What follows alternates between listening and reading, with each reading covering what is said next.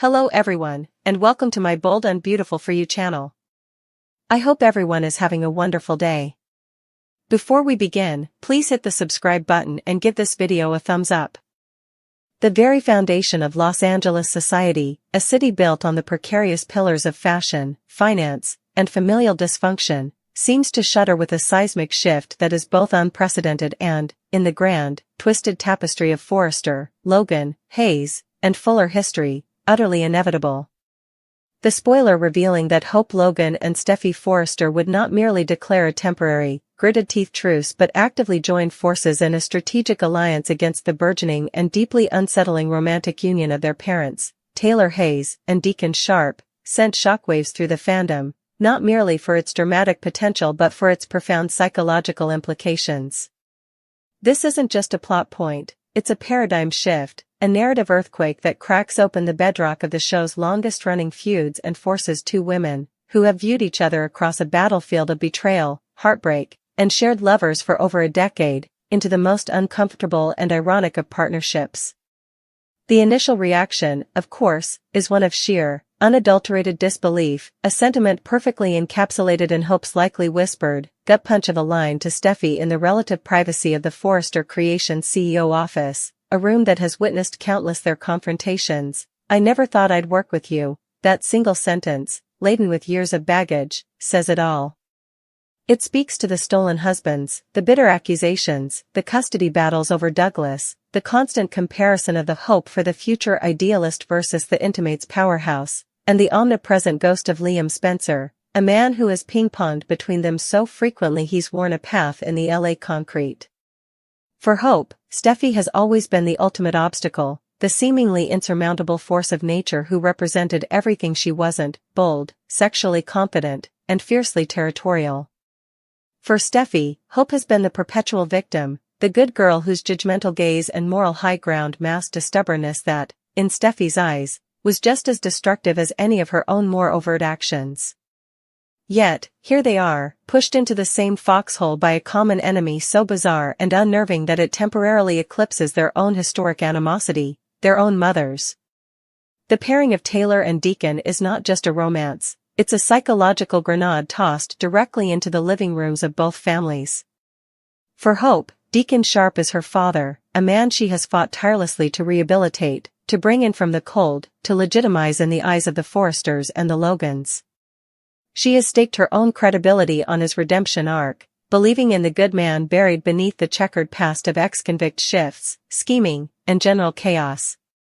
Seeing him now, entangled with Steffi's mother, the world-renowned psychiatrist, the paragon of, occasionally unstable, maternal virtue, the former wife of the great Eric Forrester, isn't just awkward, it feels like a betrayal of that very redemption. In her mind, Deacon was finally on a stable path, a respected business owner, a doting grandfather to Beth. This liaison with Taylor feels like a regression, a dangerous step back into a world of drama and potential scandal that could undo all the painful progress he's made. She fears for him, certainly, but she also fears for herself and her children. This union destabilizes the fragile ecosystem she's built, dragging the bad old days of her father's reputation right back into the pristine, sun-drenched world she's tried to build with Thomas and Douglas. Conversely, for Steffi, the situation is a waking nightmare of a different flavor. Taylor Hayes is not just her mother, she is her North Star, her moral compass, however sporadically it is spun due to her own mental health struggles, the woman who stood by her through every crisis, from Liam's waffling to her addiction to painkillers. Taylor represents class, education, and a certain dignified grace, or at least she did. To see her now, swooning over Deacon Sharp, a man from the wrong side of the tracks, with a history intertwined with Sheila Carter, no less, is an utter humiliation and a source of genuine concern. In Steffi's worldview, Deacon is fundamentally beneath her mother. He's a walking reminder of the Logan chaos that Brooke brought into their lives, a man whose very presence at Il Giardino feels like a stain on the Forrester legacy. That her mother, a brilliant psychiatrist, could be blind to the potential pitfalls of this relationship is galling.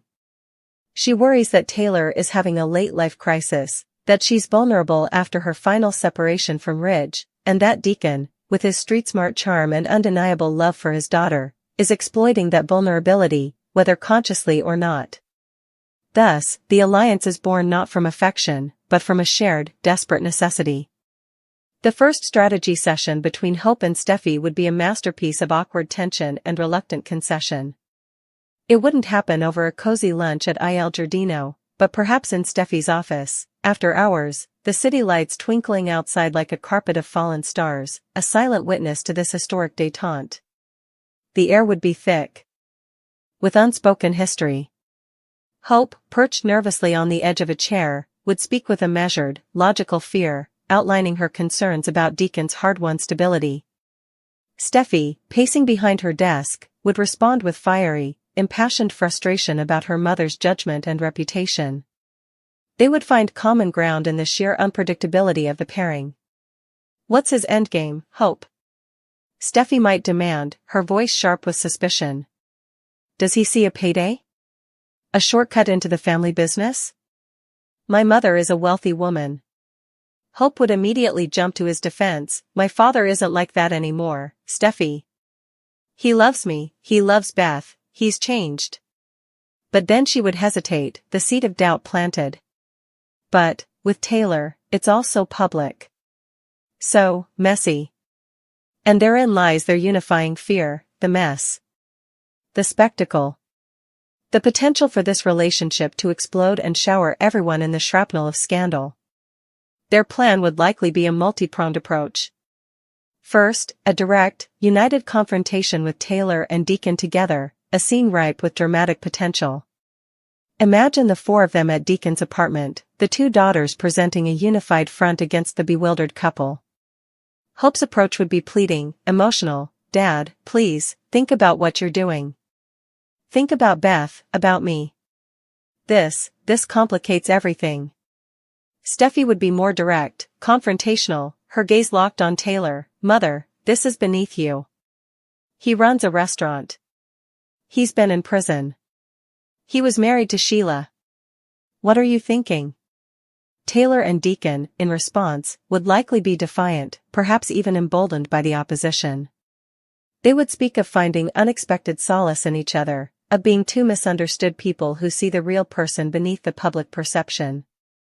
Deacon might get uncharacteristically earnest, telling Hope, "Baby, for the first time I feel seen for who I am now, not who I was."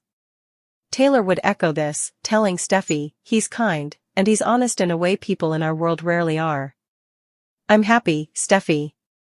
Can't you just be happy for me?" This would only solidify the daughters' resolve, proving their parents are in a dangerous bubble of delusion. When direct confrontation fails, phase 2 of the Hope-Steffi pact would involve more covert, and arguably more dangerous, tactics. This is where their alliance would be truly tested. They might work to orchestrate chance encounters designed to highlight the vast chasm between Taylor and Deacon's worlds. Perhaps they would ensure Ridge or Brooke accidentally stumble upon the couple during a romantic moment, hoping the shock and disapproval from their original spouses would jolt them back to reality. Steffi, with her access to the corporate world, might float the idea of a business problem for Taylor that would demand all her attention, pulling her away from Deacon. Hope, leveraging her relationship with Brooke, might encourage her mother to express her own complicated feelings, a mix of betrayal, jealousy, and concern, to Deacon, hoping to guilt him into stepping back. The irony of Hope Logan, Brooke Logan's daughter, conspiring to break up a couple would not be lost on anyone, least of all the audience. The potential for blowback is enormous. If Taylor and Deacon discover the extent of their daughter's collusion, it could fracture both mother-daughter relationships irrevocably. Taylor, who has always seen Steffi as her rock, would feel profoundly betrayed. Deacon, who has built his entire world around Hope's approval, would be utterly devastated, feeling that despite all his efforts, his daughter still sees him as a project to be managed, not a man to be trusted. This storyline, therefore, isn't just about stopping a romance, it's a high-stakes exploration of parental redemption, the limits of forgiveness, and the painful process of children being forced to parent their parents. The spoilers suggest a fierce, emotional, and game-changing chapter for The Bold and the Beautiful, one where the most bitter of rivals become the most unlikely of allies, all in the name of preventing a union that, in their eyes, threatens to tear their already fractured families apart for good. The real drama won't just be in whether they succeed or fail, but in what this unholy alliance does to Hope and Steffi's relationship forever, and what pieces are left to pick up when the dust finally settles. Of course, the initial alliance between Hope and Steffi is merely the first crack in a dam that is about to burst, unleashing a flood of consequences that will redefine every relationship involved. Their partnership, born of sheer desperation, is a fragile entity, and the spoilers suggest it will be tested, strained, and pushed to its absolute breaking point almost immediately. The first major test arrives in the form of Ridge Forrester. Initially, both women might assume he will be their most powerful ally. Steffi, confident in her father's long-standing animosity towards Deacon and his complicated history with Taylor, immediately brings him into the fold, expecting his full-throated support. However, Ridge's reaction is not the furious condemnation they anticipate. Instead, he is contemplative, even strangely resigned. Having just endured his own roller coaster with Brooke and his own mother, Donna, he is weary of the endless romantic wars. He tells Steffi, "I've spent a lifetime fighting battles over who should be with who. Your mother is a grown woman, Steffi. If this is what she wants, who am I to stop her?" This perceived betrayal from her father sends Steffi into a tailspin. Her alliance with Hope was predicated on the idea that this was a universally recognized crisis. Ridge's refusal to engage makes her feel isolated, doubling down on her reliance on the one person who truly understands the gravity of the situation, Hope Logan. This creates a fascinating dynamic where Hope, for perhaps the first time ever, finds herself being the voice of fiery, impulsive action, while Steffi, though still fierce, is momentarily unmoored by her father's passivity. Meanwhile, Brooke Logan's reaction is its own special kind of hurricane. As Hope predicted, Brooke is not merely concerned, she is deeply, personally wounded. In a private, tear-filled confrontation with Hope, she reveals the true depth of her turmoil. "He chose her, Hope. After everything, after all the times I stood by him, defended him to your grandfather, to Ridge, he chooses Taylor Hayes?" For Brooke, this isn't just about Deacon's redemption, it's a direct slap in the face from history. Taylor has been her nemesis for decades, the perfect woman constantly held up in contrast to her own destructive nature. That Deacon, her one-time great love and the father of her child, would find solace in Taylor feels like the ultimate betrayal from both of them. Brooke, in her pain, becomes a volatile and unpredictable element in Hope and Steffi's strategy. She begins showing up at Il Giardino, not to cause a scene, but to be seen. She sits at the bar, a silent, mournful specter from Deacon's past, her presence alone meant to inflict guilt. This forces Hope into the uncomfortable position of having to manage her mother, pleading with her to step back, that her interventions are only making Deacon more defensive and solidifying his bond with Taylor through shared persecution. The turning point, the event that escalates the Cold War into a hot one, is a very public event, perhaps a fundraiser at the Forrester Mansion or a gallery opening. It is here that Taylor and Deacon, dressed to the nines and glowing with the defiant happiness of a couple under siege, make their official debut as a united front. Seeing them together, so openly and unapologetically, in the heart of the Forrester world, acts as a catalyst for both Steffi and Hope. Any lingering doubts about their mission evaporate. In a hushed, furious conversation on a terrace overlooking the party, they realize their previous tactics were too soft. They're not listening to reason, Steffi would seethe, her eyes locked on her mother laughing with Deacon. "We tried talking. We tried logic." They see this as us being controlling children. Hope, her own heart aching at the sight of her father so seamlessly integrated into the world she once had to fight to bring him into, would agree, a new steel in her voice. "Then we have to show them the consequences. Not tell them. Show them." This leads to Phase 3, the investigation. Steffi, with her resources, begins a deep and uncompromising dive into Deacon's current business dealings, searching for any leverage, a shady partner, a financial discrepancy, anything to prove he's not the reformed man he claims to be. Simultaneously, Hope, leveraging her emotional connection, begins having pointed, probing conversations with Deacon about his future. "What are your long-term plans, Dad? With Taylor? Are you going to move into her villa? What about your life here, at the restaurant? What happens when this infatuation wears off? She probes his insecurities, asking if he's prepared for the constant whispers and judgments, if he's truly ready to be Mr. Taylor Hayes. This psychological warfare begins to take its toll.